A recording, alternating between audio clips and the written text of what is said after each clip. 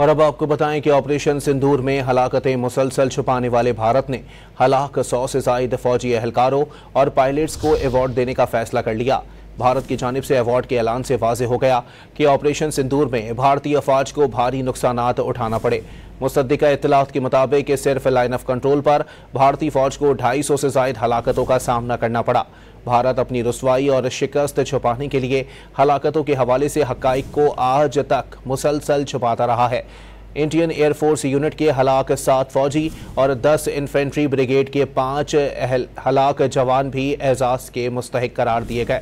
Headquarter 93 infantry brigade में 9 हलाक होने वाले फौजी एहलकारों को भी एजाज़ात दिए जा रहे हैं।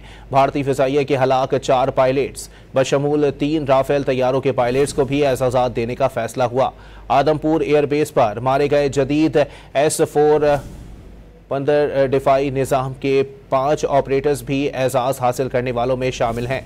उधमपुर एयरबेस बशमूल एयर डिफेंस यूनिट पर हलाक होने वाले 9 एहलकारों को भी फौजी एजाज़ मिलेगा।